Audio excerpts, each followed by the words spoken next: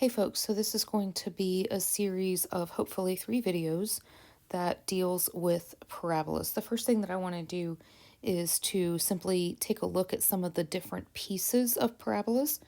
You notice that I have 4 pictures here. 2 of my pictures are parabolas that are either concave up or concave down, and the other 2 are concave right or concave left. So understand that all 4 of these pictures have the same things on them. So even though I will only point it out on one picture, it is going to have the same pieces on each of the 4 pictures. The first thing I want to point out to you is the vertex. Now the vertex is where my parabola decides to change directions, and our vertex is going to be called HK.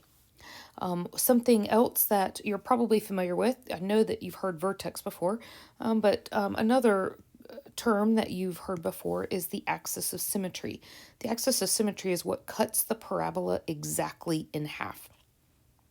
Thirdly, you have the focus. The focus is always going to be on the inside of the parabola. And then you have the directrix, which is a line, and it's always going to be on the outside of the parabola. Notice that the focus and the vertex, both of those are points. The axis of symmetry and the directrix, these are lines. So you've got some equations here, and I have 2 different equations. One is going to be for the up-down parabola, and then the second one is going to be for the right-left parabola. So the first equation that we're looking at here is the up-down parabola, and it's going to have a vertical axis of symmetry. The second equation is going to be the left-right parabola, and it's got a horizontal axis of symmetry. Just some notes about the pieces of the parabola. First of all, the focus, as I mentioned, is on the inside. It is a coordinate. And something I haven't mentioned yet, it's always P away from the vertex. P being this letter here inside of both of my formulas.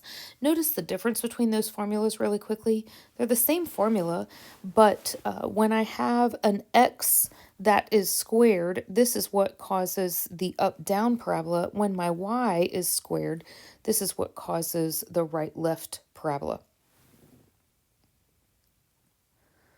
All right, so when we have the directrix is that line that I mentioned. And so we've got, it's a line, it is on the outside of my parabola. And once again, it is P away from the vertex. So another way to talk about this p-value is that you could say that your vertex is smack dab in the middle of the focus and the directrix. All right, let's look at the axis of symmetry. It again is a line, and it cuts the parabola in half. Both of those things we already mentioned. All right, concavity, if your p-value is greater than 0 or positive, I'm going to have either a concave up parabola or a concave right parabola.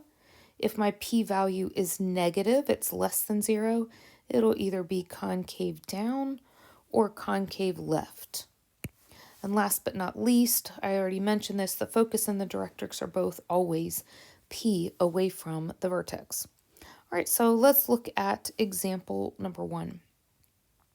So example number 1 says that we should graph this equation, and then we'll give the domain and range. Now, I'm not going to even pay attention to domain and range until I've graphed it.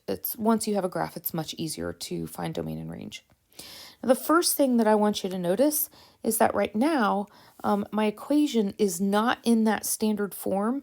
Notice that I'm dealing here with either a right or a left parabola, but my y minus k quantity squared, it needs to be alone on one side. And right now, you'll notice that my y minus k squared has a negative with it. So the first thing I need to do is I need to rearrange my equation. So I'm going to take that negative over to the other side. And when I do that, then I'll notice that my vertex is at the coordinate 4, -2. Remember, my vertex is HK, and so my values here of H and K are right here.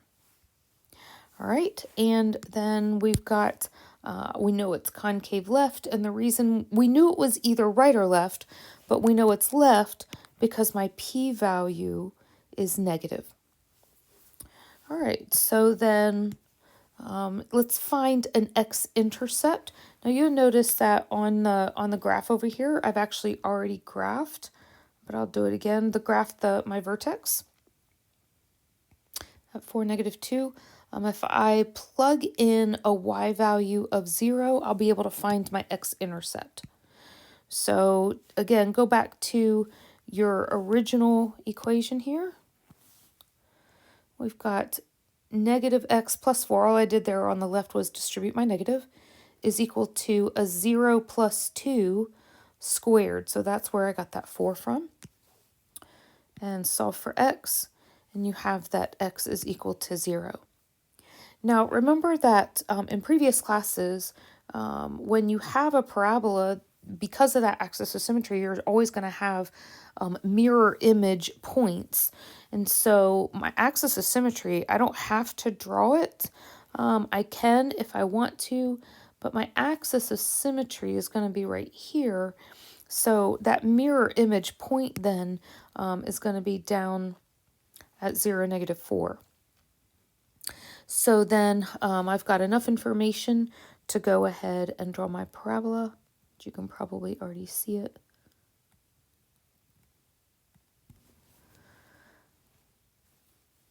Once I have that, then it's much easier to get the domain and range. So my domain is going to be from -infinity all the way to 4, including the 4. My range is from -infinity to +infinity. All right, let's look at example number 2. Now, example number 2 was a little more difficult. What I did first on example number 2 is I just got rid of my fractions. So I took everything and I multiplied by 2. This is going to get rid of my fractions. And really my first goal is to get my standard equation. So we go ahead, and once we multiply everything by 2, at least I have no fractions anymore.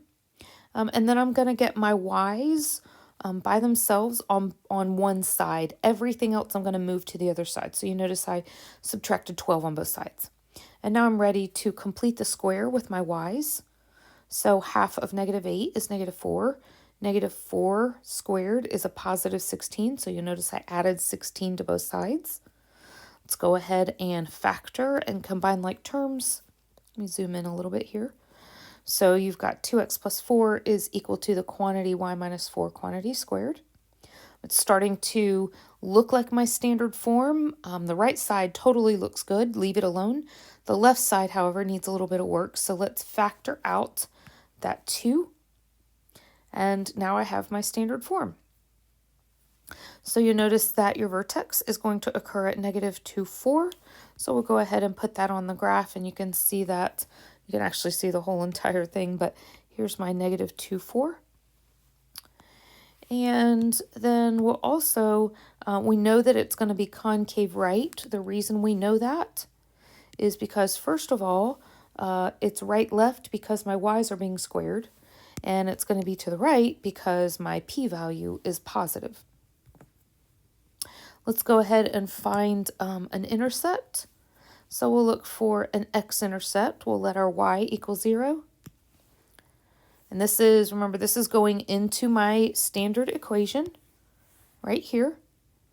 Either that one or the line above that, either will work. So 2x plus 4 is equal to 0 minus 4 squared, which is where I get the 16. Clean that up and you end up with an x equals 6. So then I have my X-intercept occurring at 6, 0.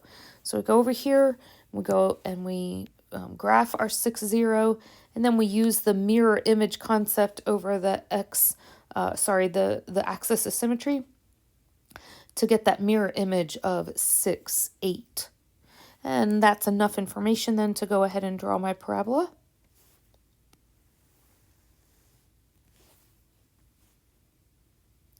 All right, so the last thing that we are asked for is domain and range.